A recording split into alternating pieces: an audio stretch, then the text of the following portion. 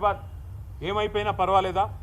కేవలం మీ కాంగ్రెస్ ప్రభుత్వానికి డబ్బులు రావడానికి, వేల కోట్ల రూపాయలు సంపాదించుకోవడానికి, పిల్లల భవిష్యత్తు, హైదరాబాద్ భవిష్యత్తు నాశనమైనా పర్వాలేదా? ఉన్న కొద్ది లంగ్ స్పేసెస్ని ఇష్టం వచ్చినట్టు అమ్ముతారా? ఇది మీకు సమ్మతమైన రాహుల్ గాంధీ గారు? ఒక ఆర్ఏ ఫారెస్టే కాదు, ఇదే రాహుల్ గాంధీ గారు ఛత్తీస్గఢ్లో హస్దియో అనే ఫారెస్ట్ ఉంది, HASDEO. ఆ ఫారెస్ట్ని అక్కడున్న బీజేపీ ప్రభుత్వం అక్కడ మైనింగ్కి అవకాశం ఇస్తే ఇదే రాహుల్ గాంధీ గారు గొంతు చించుకున్నారు. పర్యావరణం దెబ్బతింటుంది, అర్జెంటుగా కాపాడాలా, దీన్ని రద్దు చేయాలా అని మాట్లాడినారు. మళ్ళీ ఇవాళ కాంగ్రెస్ పార్టీ గొంతు ఎందుకు పెగలట్లేదు? నేను ఈ పిల్లలందరికీ ఒక మాట ఇచ్చాను, ఖచ్చితంగా మా పార్లమెంట్ సభ్యులు 4వ తారీఖు దాకా ఏదైతే పార్లమెంట్ సమావేశాలు జరుగుతూ ఉన్నాయో, రాజ్యసభలో మా పార్లమెంట్ సభ్యులు ఈ అంశాన్ని ఖచ్చితంగా లేవనెత్తుతాం. ఖచ్చితంగా వారిని మరి అడుగుతాం, కేంద్ర ప్రభుత్వాన్ని కూడా అడుగుతాం, మీ స్టాండ్ ఏంది అని. ధర్మేంద్ర ప్రధాన్ గారిని అడుగుతాం, మీరు ఎందుకు జోక్యం చేసుకోవట్లేదని, కేంద్రం ఎందుకు పట్టించుకోవట్లేదని అడుగుతాం. కానీ ఇవాళ వాస్తవం ఏంది అంటే, రేవంత్ రెడ్డి గారు ఎలక్షన్ ముందే చెప్పారు, రియల్ ఎస్టేట్ అంటే రేవంత్ రెడ్డి, రేవంత్ రెడ్డి అంటే రియల్ ఎస్టేట్ అని.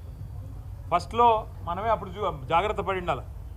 ఎలక్షన్లు అయిపోయిన కొత్తలో, ఎలక్షన్ కంటే ముందో ఆ రోజు వచ్చిండు, అక్కడ ఫుట్బాల్ ఆడిండు హెచ్సియూకి వచ్చిండు, ఫుట్బాల్ ఆడిండు, అప్పుడే కన్ను పడ్డది భూముల మీద.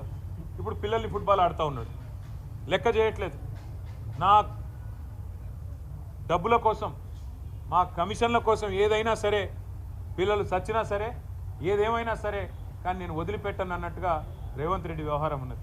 మరి నేను అడుగుతున్నా, మీకు బాధ్యత లేదా రాహుల్ గాంధీ గారు? మీ ముఖ్యమంత్రిని నియంత్రించాల్సిన బాధ్యత, ప్రజాస్వామికంగా ఉండాల్సిన బాధ్యత, ప్రజాపాలన అన్నప్పుడు అందులో కొద్దిగా ప్రజాస్వామిక స్ఫూర్తి ఉండాలనే ఇంగితం మీకు లేదా? ఇక్కడ నెమళ్ళ రోదన్లు, అక్కడ జింకలు పరిగెడుతున్న విధానం ఏం కనబడతలేదా మీకు? ధ్వంసం కాబోతున్న చెరువులు కనబడతలేవా?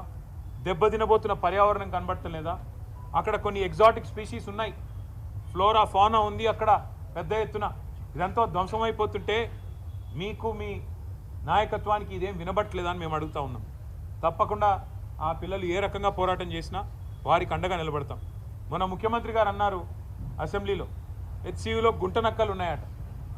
హెచ్సియూలో అందుకే మేము పోవడం లేదు, మేము అక్కడ అడిగేందుకు పెట్టలేదంటే ఇట్లా పనికిమాలిన మాటలు మాట్లాడతారు. ఆ పిల్లల ఉద్యమాన్ని, దాని పవిత్రతను దెబ్బతీసే ప్రయత్నం చేస్తాడు ఈ ముఖ్యమంత్రి.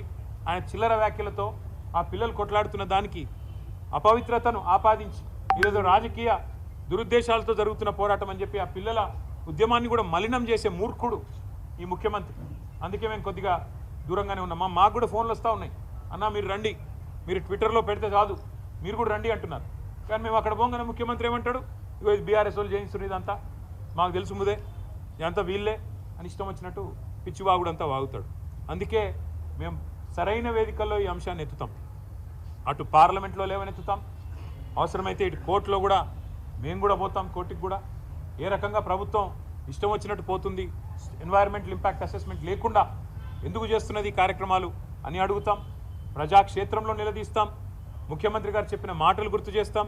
ఇదే ముఖ్యమంత్రి కదా ఎన్నికలకు ముందు పిసిసి అధ్యక్షుడు ఏం చెప్పాడు, ప్రభుత్వ ఆస్తులు అమ్ముకుంటే భవిష్యత్ తరాలకు ఎట్లా శ్మశానాలకు కూడా జాగాలు ఉండవని చెప్పి ప్రవచనాలు చెప్పింది రేవంత్ రెడ్డి కాదా? మరి మర్చిపోయినావా? ఇవాళ ఇష్టం వచ్చినట్టు ఇవాళ భూములు అమ్ముతూ కాంక్రీట్ జంగల్గా మారిపోయిన పశ్చిమ హైదరాబాద్కున్న లంగ్ స్పేసెస్ని నాశనం చేయడం ఎజెండాగా పెట్టుకున్నావా? అందుకే మేము పూర్తి స్థాయిలో ఈ పిల్లలకు సంఘీభావంగా నిలబడతాము. వారికి అవసరమైతే అన్ని రకాల సహాయ సహకారాలు అందిస్తాం. 2 పిల్లలు అరెస్ట్ చేసినారని, వారిని మరి కేసులు కూడా పెట్టినారని కూడా చెప్తున్నారు. వాటిని కూడా ధృవీకరించుకుంటాం, వాటిని కూడా విషయాన్ని కూడా తెలుసుకుంటాం. 2 పిల్లల్ని జైలుకు పంపించారని కూడా చెప్తా ఉన్నారు.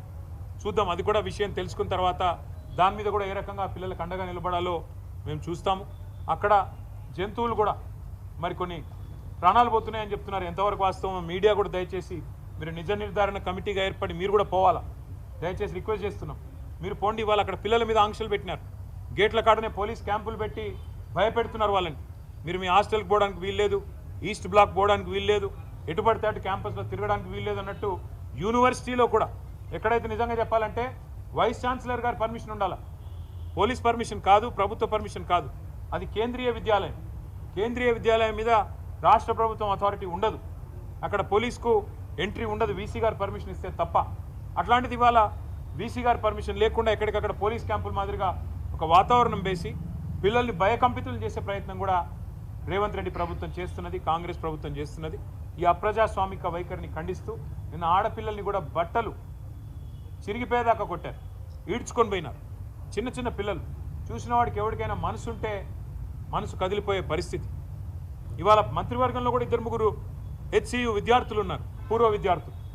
శ్రీధర్ బాబు గారు, బట్టి విక్రమార్క గారు, వారికైనా మనసు ఎందుకు వస్తలేదో నాకు అర్థం కావట్లేదు. వారైనా రావచ్చు కదా, వచ్చి కనీసం పిల్లలతో మాట్లాడే ప్రయత్నం చేయాలి కదా. ఏమీ చేయకుండా ఏకపక్షంగా ఈ రకంగా నియంత్రిత పోకడలు మంచిది కాదు అని చెప్పి నేను వారికి కూడా చెబుతూ, మరి పిల్లలిద్దరూ రోహిత్ అదేవిధంగా ఎర్రం నవీన్ కుమార్ వీరిద్దరి వేరబౌట్స్ ప్రభుత్వం వెంటనే చెప్పాలి. వారు జైలుకి పంపించారా లేకపోతే ఎక్కడన్నా దాచిపెట్టారా, ఆ పిల్లలు ఎక్కడున్నారు, వాళ్ళ మీద ఏం కేసు పెట్టినారు, ఎందుకు పెట్టినారు, వెంటనే బయట పెట్టాలని చెప్పి కూడా రాష్ట్ర డీజీపీ గారిని మేము డిమాండ్ చేస్తున్నాం. వాళ్ళ తల్లిదండ్రులు కూడా డెఫినెట్గా ఆందోళన పడతారు, వాళ్ళ పిల్లలు కూడా ఆందోళన చెందుతారు.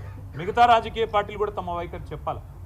బీజేపీ కానీ, కమ్యూనిస్టులు కానీ, ఇతర రాజకీయ పార్టీలు కానీ ఈ 400 ఎకరాలు ఇష్టారాజ్యంగా అమ్ముతాం అంటే ఇవాళ మేము స్పష్టంగా చెప్తున్నాం, ఇది తప్పు.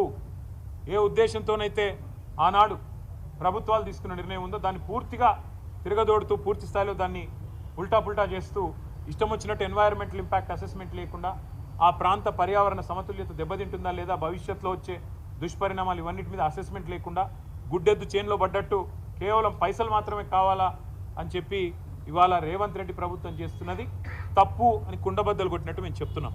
మరి మీరు కూడా మీ వైఖరి చెప్పాలని చెప్పి బీజేపీని ఇతర పార్టీలను కూడా మేము కోరుతా ఉన్నాం. ఆ పిల్లల పోరాటానికి మేము అండగా ఉంటామని కూడా చెబుతూ, మరి పిల్లలు ఎవరైనా మాట్లాడదలుచుకుంటే మాట్లాడాలని